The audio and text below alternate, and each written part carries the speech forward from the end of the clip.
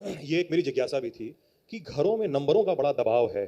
आप नर्सरी में खराब नंबर ला रहे हो, कक्षा 4, 5, 6, 7, 8 तक खराब नंबर ला रहे हो, और आप एक ब्रांड बन रहे हो। फिर अपने घर में ही आपकी एक ब्रांडिंग हो रही है कि आप एक सफल स्टूडेंट नहीं हो, और आखिर में आपको गल्ले पे बैठना पड़ेगा पापा के, या ठेका उठाना पड़ेगा पीडब्ल्यूडी का अगर इलाके का माफिया उठाने दे तो, या रेलवे का ठेका उठाना पड़ेगा अगर उधर के विधायक इन्वॉल्व ना हो तो। काम अपने मन का जो करना चाह रहे थे, जो तुम बचपन में सपना देखे थे, जो मम्मी पापा से हंस के कहते थे कि डॉक्टर बनेंगे, पायलट बनेंगे, इंजीनियर बनेंगे, एस्ट्रोनॉट बनेंगे, वो ईंट और गिट्टी के भाव में दब जा रहा है। नहीं, मुझे एक उम्र के बाद ही पता चलता है कि जीवन में गोल किसे कहते हैं। नर्सरी में किसी को नहीं पता होता। हमारे पेरेंट्स बहुत सारे बेचारे नहीं जान पाते, मैं उनको दोष नहीं देता, क्योंकि समाज एक रास्ते पे चलता है। या तुम अपने में देखो, आपस में देखो, अगर तुम्हारे में से किसी का एसएससी में सिलेक्शन हो गया, बैंक में हो गया, तो तुम्हारे पिता माता पिता कितने प्रेशर में आते हैं, देखो तुम्हारे लड़के का हो गया। हमारे समाज का एक ढर्रा है, एक पैटर्न है। हमारे समाज में सरकारी नौकरी की बड़ी इज्जत है।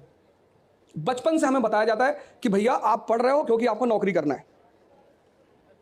अब कौन आदमी क्या बनने को पैदा हुआ है ये तो बाद में, अब तुम अपना गोल बना सकते हो, ये राइट टाइम है तुम्हें गोल बनाने का। तो हमारे परिवार में आमतौर पर, और ये मॉडर्न एजुकेशन से जब शुरू हुई बात अंग्रेजों से, तभी से ये बुराई पनपी। भारत तो महान लोगों का देश है ना, जो तुम पुराणों में पढ़ते हो, महाभारत में पढ़ते हो, वो सही था, वो सारे लोग थे इस देश में। ऐसी इस देश की एजुकेशन पॉलिसी थी, क्योंकि एजुकेशन का काम सिर्फ नंबर लाना नहीं है। अभी मैं आप में से कह दूं, किसी को बुला लूं कि आओ यहां से बोलो, आप नहीं बोल पाओगे, आप परेशान हो जाओगे। कमेंट में आके सब लिखते हैं, हाँ, आप नहीं बोल पाओगे, आप परेशान हो जाओगे। आपको अगर मैं कहूं क्या, तो एजुकेशन ने आपको नंबर तो दिलवा दिए, कॉन्फिडेंस नहीं दिया। और जीवन नंबर पे नहीं चलते, कॉन्फिडेंस पे चलते हैं, डेयरनेस पे चलते हैं, एंथुसियाज्म पे चलता है। कितना ट्रोल करते लोग मुझको, नीचे कमेंट लिखते तुमको इंडिया में नहीं रहने देंगे। अच्छा, इंडिया में नहीं रहना दोगे, ठीक है, पाकिस्तान चले। हम जानते हैं तुम पाकिस्तान ही तो जाना चाहते हो। हाँ, इसलिए क्योंकि मेरा सपना है कि दोनों देश को एक कर दिया जाए। तो एजुकेशन के साथ साथ, एजुकेशन तो बहुत इंपॉर्टेंट है, एजुकेशन के साथ साथ जो दूसरी चीज इंपॉर्टेंट है वो पर्सनालिटी। तुम उस पर भी काम किया करो। ये प्रीलिम्स, ये मेंस, ये इंटरव्यू, यहां पे तुम प्रेशर में ही आके तो ज्यादातर लोग फेल होते हो। मैंने कितने स्टूडेंटों को देखा जो प्रीलिम्स के दिन इंपेशेंट हो जाते हैं, बुखार चढ़ जाता है। मैंने तो एक आदमी को देखा, एक लड़का बहुत अच्छा, मतलब उसको आज की डेट में इतनी इंफॉर्मेशन है कि अच्छे अच्छे टीचरों को वो ध्वस्त कर दे क्लास में, इतना नॉलेजेबल लड़का है। लेकिन अभी उसका प्रीलिम्स नहीं निकला, 5 अटेम्प्ट दिया उसने, क्योंकि जब वो एग्जाम देने जाता है तो वो अंडर प्रेशर आ जाता है। दंगल का एक थीम सॉन्ग है, दंगल मूवी है ना, उसका एक थीम सॉन्ग है, मां के पेट से मरघट तक है तेरी कहानी दंगल दंगल। तुमने वो गाना सुना होगा, उससे सीखा नहीं। तुम अगर अपनी जीवन में बैकफ्लैश में जाओ तो माँ बाप ने क्या कहा था कि 10th पढ़ लो भैया कायदे से, बस। तुमने पढ़ लिया, फिर उन्होंने कहा भैया 12th के बाद भैया कोई पढ़ाई नहीं। तुमने फिर पढ़ लिया, फिर उन्होंने कहा IIT निकाल लो भैया, जिंदगी में ऐश। तुमने IIT निकाल लिया, अब कह रहे IAS नहीं बने तो कुछ बने ही नहीं। फिर तुम IAS बन जाओगे, फिर वो तुम्हारे यहाँ का विधायक तुम्हारे ऑफिस में आएगा ऐसे गमछा उमछा डाल के कि यार, और तुमको उसका बैकग्राउंड पता होगा कि ये है। तभी तो मैं तुम लोगों से कहता हूं, पढ़ो, एक सोशल आइडेंटिटी पैदा करो, और 10 साल में इस देश के पार्लियामेंट को कब्जा कर लो।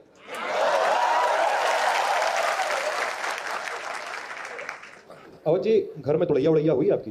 बहुत बहुत बहुत। किसने, मम्मी ने, पापा ने? पिताजी तो माताजी को एक बार घर से निकाल दिए, हमारे लड़के को घर से निकाला। हाँ, अच्छा, कहे हमारे लड़के को मत मारना, तुम जाओ। उनका कहना था पढ़ो, जैसे आम पेरेंट्स होते हैं। तो हमारे घर में तो माँ बाप के बीच डाइवोर्स की नौबत आ गई, सिर्फ मेरी वजह से, क्योंकि पिताजी कहते थे हमारे लड़के को मत मारना। एक बार क्या हुआ, मतलब इससे बड़ी चीज कुछ नहीं हो सकती जीवन में। इतना भी नहीं होना चाहिए पेरेंट्स को, मेरे पापा कुछ ज्यादा ही हैं। वो एक ऐसा रिस्क खेल रहे थे, अब सटीक बैठ गया, फेल भी हो सकता था। तो स्कूल में एक शराब की बोतल पकड़ गई आपके बैग से?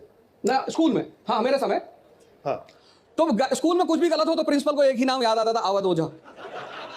मैं जब उससे कैरेक्टर सर्टिफिकेट मांगने गया, मैंने कहा फादर मुझे मेरा कैरेक्टर सर्टिफिकेट चाहिए। बोला विच कैरेक्टर? तो सही बोल रहा था भाई, 500 अपॉलॉजी लेटर आप लिख चुके हो, हर बार आप लिखते हो I will not do, I am sorry. तो उसने बुलवाया मुझे, बोला you bring liquor in the school? No father. Bottle सामने रहा, yes I have seen it and you have brought, I know it, तुम लेकर आए। मैं देखा उसको बहुत गौर से, फिर मैं क्लास में गया भाग के, फिर मैं अपना बैग लेके प्रिंसिपल के पास आया, कहना father my bottle is in my bag.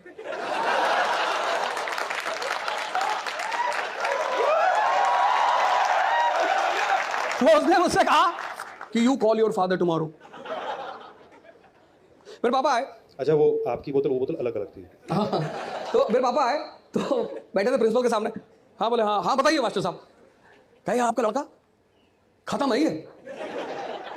अच्छा, अबे तुम खत्म हो? साहब शराब स्कूल लेकर आता है। बोले बहुत गलत बात है, घर में पीना चाहिए ना। अच्छा सुनो, लेकिन ऐसा मेरे फादर ने एक बहुत बड़ा रिस्क लिया जीवन में। रिस्क है वो तो हमेशा कहते हैं, आज भी कहते हैं कि मैंने कभी जीवन में किसी का बुरा नहीं किया, इसलिए भगवान मेरा बुरा नहीं करेगा। वो शायद उनका एक कॉन्फिडेंस है कि मैंने ऐसा। लेकिन मेरी माँ को अब फादर तो परेशान, समझ गया कि किसी और को लेकर आया। पापा तो ऐसे ना कहेंगे, वो भी ईस्टर्न यूपी के पापा। तो अच्छा, जो लड़के करते हैं किसी और को पापा, हाँ वो पापा लेके चले गए। तो उसने कहा नो, मेरे एक सीनियर बैठे थे बाहर ऑफिस में, तो उन्होंने प्रिंसिपल से कहा कि father you have called wrong person, यही तो बर्बाद कर रहे हैं इस आदमी को। आप ऐसा करो, आप इसकी माँ को बुलाओ। दूसरे दिन माता जी आई और उसने माता जी से कहा, माता जी तो खड़ी हो गई तुरंत कि तुम कुछ ना करोगे, और चप्पल निकाल के वहीं 10-20 मार दिया। तब मैंने उसके चेहरे पे एक मुस्कान देखी कि हाँ अब सही है। लेकिन हमारे माँ बाप चूंकि हमें बनाना चाहते हैं, इसलिए वो हमें बुरे लगते हैं। दुनिया में एक ही आदमी है जो तुम्हें बनाना चाहता है, वो है तुम्हारे माँ बाप। कभी कभी हो सकता है कि उनका तरीका गलत हो, वो ना समझ पा रहे हो, लेकिन मेरी माँ गलत नहीं थी। वो गलत नहीं थी, वो मुझे बनाना चाहती थी। मेरे फादर का अपना सोचना था। उनकी एक फिलॉसफी है कि तुमको संसार बर्बाद करेगा। तुम में से जो लोग सिगरेट पीते होंगे, किसी को घर वालों ने नहीं सिखाया होगा, बाहर वालों ने नहीं सिखाया होगा, राजपूत ले जाओ अंदर।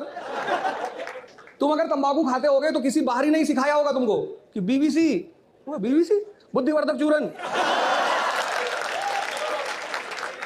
तो मेरे पिताजी का यह मानना था कि दुनिया तुम्हें बर्बाद करेगी, हम ही कर देते हैं। तो दुनिया का वो ऑप्शन ही छीन लिया।